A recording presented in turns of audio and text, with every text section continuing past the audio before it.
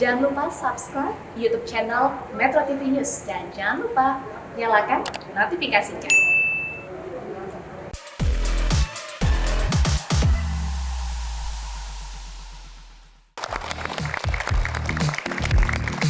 Pemirsa, kita lanjut lagi di Gaspol. Gaspol memang.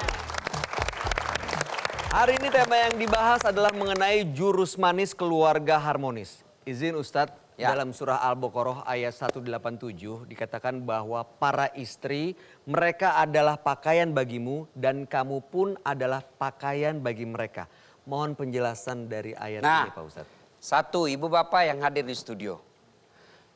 Saya buka baju di sini, lepas semuanya, berani enggak? Enggak dong. Berani enggak? Enggak. Enggak. Kenapa? Malu Pak Ustadz. Malu. Dua, saya bisa membedakan seorang yang berpendidikan, orang kaya dan miskin, itu juga dari pakaiannya. Saya bisa membedakan dia pejabat atau tidak, dia terpelajar atau tidak dari pakaiannya. Berarti minimal pakaian itu ada dua fungsi. Satu, menutup aib, harga diri, rasa malu. Dan yang kedua, status sosial, derajat. Berarti kalau suami istri adalah pakaian, maka fungsi istri adalah menutup harga diri suaminya, menutup aib-aib suaminya. Begitu juga seorang suami.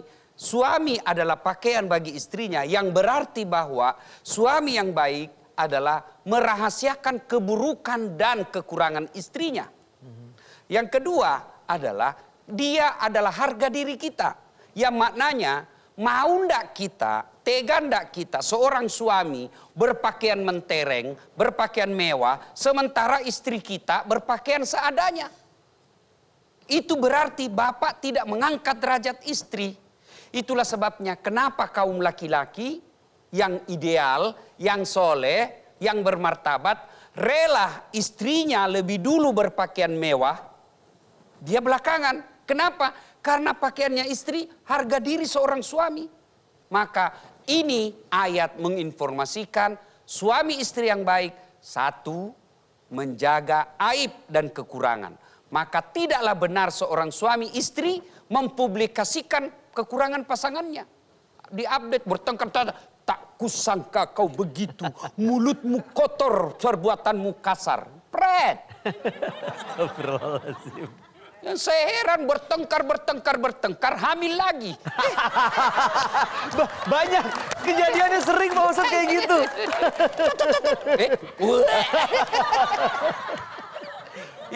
Ya. Yang kedua, angkat dong martabat pasanganmu. Kalau tidak bisa diangkat martabatnya dengan materi, angkat martabatnya dengan memuliakannya. Jangan menghina, jangan memakinya, jangan mempermalukannya di depan umum. Itulah makna dari ayat ini. Dan yang ketiga, fungsi pakaian itu kehangatan. Kehangatan, buatlah suamimu hangat. Pelukannya hangat. Ya, kalau dia merasa marah, buat dia kehangatan. Peluk dia dari belakang sambil menyanyi. Bila kamu... Dahsyat sekali. Baik, Pak Ustadz, kita akan menguji lagi nih. Karena di sini banyak yang pasangan suami istri. Saya mau memberikan rapid questions. Kalau tadi sudah ada sepasang suami istri yang berdebat di atas panggung, sekarang saya mau memberikan pertanyaan buat suami dan istri. Bapak, Mas Adit ya? Siap menjadi relawan. Siap menjadi relawan ya Mas Adit ya? Datang ke sini sama istrinya Pak? Boleh pinjam mikrofonnya dulu teman-teman FD? Sama istrinya? Siap. Istrinya yang mana Pak? Itu. Mbak Ade. Mbak Ade. Sebut namanya dong. Mbak Ade Irma Siapa Suryani. namanya? Panggilannya? Dede. Dede. Kalau saya panggilan istri saya selalu ada kata sayang. Oh, Dedek sayang. Istriku sayang. Izin Pak Ustadz, saya kalau di rumah manggilnya sayang saja. Ih, ngeri ya. Cuma hati-hati ibu-ibu yang selalu dipanggil sayang. Kenapa, Ada Pak cerita. Ustadz? Sayangku, ada tamu. Sayangku, bikin coklat. Tiba-tiba cucunya berkata, ih kakek romantis betul. Shh, Jangan ribut, ku lupa namanya nenek. Gak tahu aja udah lupa nama.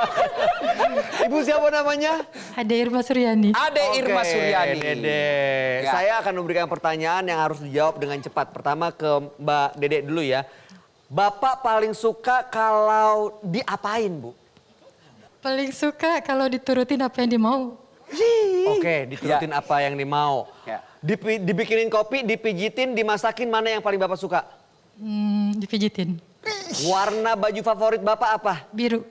Hah? Biru. Biru. Oke, sepatu Bapak nomor berapa? 39. Mantap, betul Pak semua jawabannya? Betul semua. Oke, sekarang saya mau tanya ke Mas Adit. Apa makanan kesukaan istri? Duren. Apa ukuran baju istri? M. Istri lahir hari apa? Harinya nggak apa. Oke, waktu sekolah ibu SD-nya di mana? Nggak tahu saya. Ya. Nggak, tapi tepuk tangan dong untuk Mas Adit sama Mbak Dede, Mbak Ade ya. Jadi, Mas Bayu, Iya Pak Ustadz. kalau kita melihat suami kita tidak romantis, lihat sisinya yang lain. Karena memang laki-laki itu sangat sulit menemukan yang romantis mulutnya. Ada yang mulutnya tidak romantis, tapi romantis dari perlakuannya. Ya, ada yang perlakuannya tidak romantis, agak kasar kelihatan, tapi romantis mulutnya. Maka ketika kau mendapati kekurangannya, jangan fokus pada kekurangannya itu, tapi lihat kelebihannya yang lain. Kan banyak kelebihannya. Nah, ada orang kurang dari segi wajahnya tapi tutur katanya lembut. Ada yang tutur katanya agak kasar tapi perengainya agak romantis. Ya, jadi lihat aja mana baiknya. Begitu juga seorang suami. Panggil istri dengan panggilan kasih sayang dia senangi. Kalau dia senang dipanggil cantik, panggil cantik. Karena perempuan itu paling senang dibohongi. Maka tidak ada salahnya bohongnya seorang suami untuk membahagiakan istri. Itu tidak berdosa. Ada 3 jenis bohong yang boleh, bahkan dia tidak berdosa. Satu di antaranya bohongnya seorang suami untuk membahagiakan istrinya. Wih, sayangku, makin muda kau kulihat. Mana ada orang makin muda? Iya toh? Tapi kalau dia senang, ya jangan berat memuji prestasi dan kelebihan istri. Alhamdulillah kau makin cantik kulihat. Rasa-rasanya seperti waktu pertama kita ketemu. Padahal kita bohong tuh. Dan apa-apa. Dan ini kelemahan juga kadangkala seorang suami berat dalam memuji istrinya. Puji istri. Karena itu bagian daripada ibadah, memuji istri. Dia masak dengan baik, puji dia. Wah, alhamdulillah. Saya sudah makan sekian banyak nasi bungkus. Tapi ini yang paling spesial.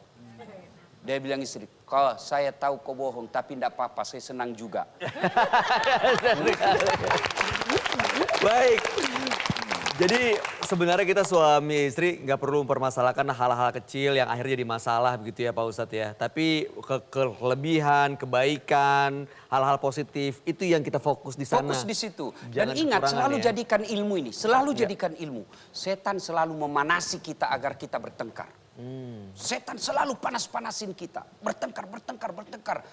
Itu, maka ketika muncul itu kalimat istighfar yang bagus kita ucapkan.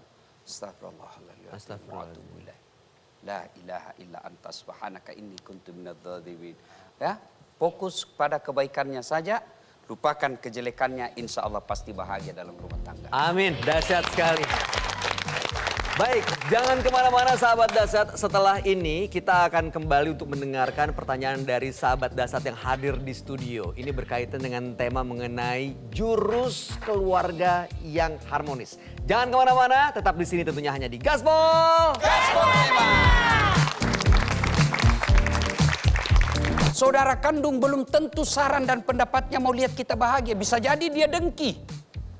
Bisa jadi setan masuk dari kedengkian dia. Ya, masa ada saudara begitu? Ada. Semenjak saya selalu bergaul sama Ustadz, istri saya sudah jadi malaikat Ustadz. Oh, bagus. Cuma dia malaikat maut.